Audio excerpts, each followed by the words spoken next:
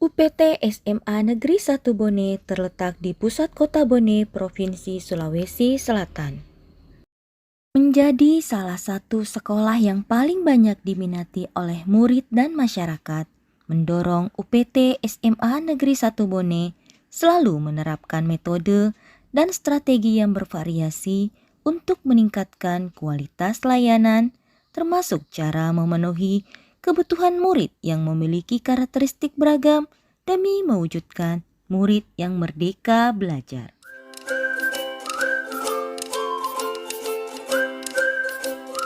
Salam dan bahagia untuk Bapak dan Ibu Guru. Perkenalkan, saya Suryaningsi, Guru Kimia UPT SMA Negeri 1 Bone. Pernahkah Bapak dan Ibu Guru berpikir bagaimana cara mengelompokkan murid sesuai dengan kemampuannya? Dengan cara apa kita dapat membantu murid untuk semakin termotivasi dalam belajar? Seperti apa pembelajaran yang dapat mendorong murid untuk mendemonstrasikan hasil belajarnya? Pada pembelajaran kimia, murid lebih sering didapati bermain game saat pembelajaran, tidak percaya diri, bahkan terlihat mengantuk saat belajar. Keberhasilan pencapaian tujuan pembelajaran tentunya sangat dipengaruhi oleh strategi pembelajaran yang digunakan oleh guru. Namun, guru bukanlah satu-satunya sumber belajar. Murid dapat belajar di mana saja, kapan saja, dengan siapa saja, menggunakan sumber belajar yang beragam. Dalam hal ini, guru memiliki peran yang sangat penting dalam memfasilitasi kebutuhan murid yang beragam seperti minat belajar, kesiapan belajar murid, dan profil belajar murid. Untuk itu, saya terdorong untuk melakukan komunikasi dan koordinasi dengan semua pihak, termasuk dengan rekan guru BK. Hal ini untuk mengetahui mengenai gaya belajar murid.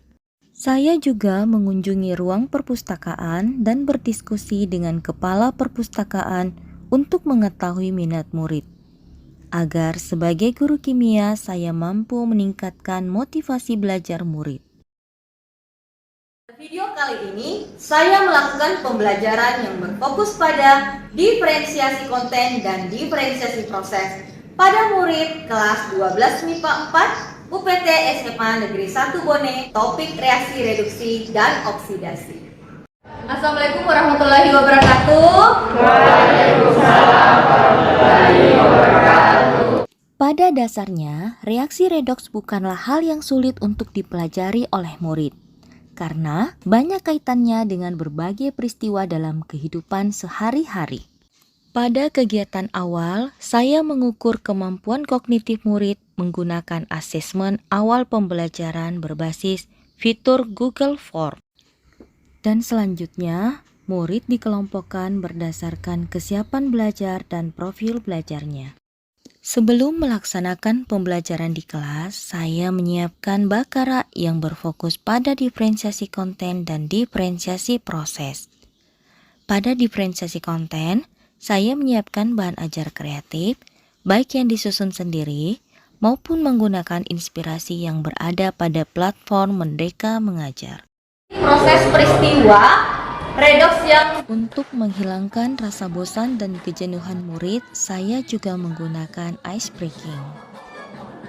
Nah, jadi pada proses diskusi ini, masing-masing kelompok akan mengkaji proses peristiwa.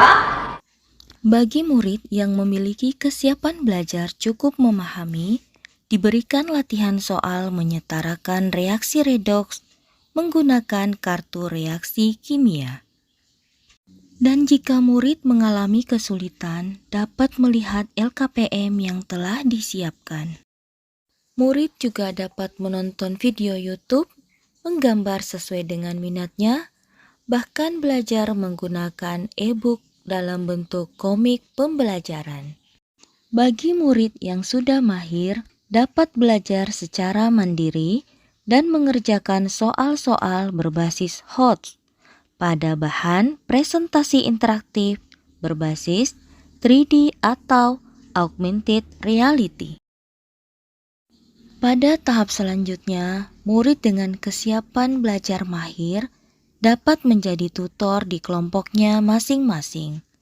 Selain itu, saya juga melakukan pendampingan kepada murid yang membutuhkan bantuan.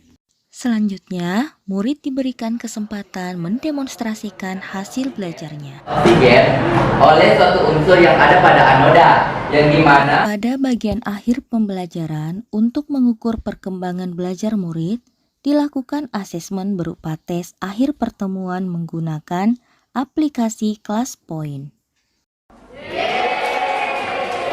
Pembelajaran diferensiasi berbasis Bakara memberikan hasil yang efektif.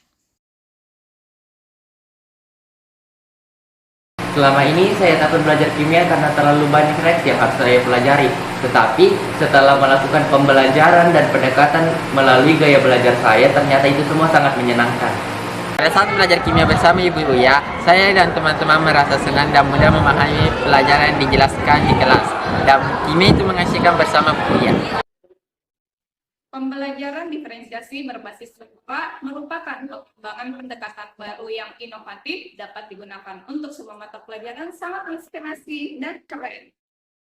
Pembelajaran diferensiasi yang berbasis Bakara yang dilakukan oleh Ibu Suryaningsih mendorong guru belajar dan berbagi praktik baik di komunitas belajar di lingkungan sekolah maupun di luar sekolah. Apa yang telah dilakukan mampu mendorong terciptanya budaya positif di lingkungan sekolah, khususnya untuk pembelajaran yang berpihak pada murid. Demikianlah video inovasi pembelajaran yang saya lakukan di kelas 12 MIPA 4 UPT SMA Negeri 1 Bone. Sebagai guru, saya menyadari bahwa kebermanfaatan bukan terletak pada seberapa banyak yang kita berikan kepada murid, namun seberapa bermanfaat hal tersebut yang kita lakukan untuk mendorong murid kita selalu berkarya menuju merdeka belajar.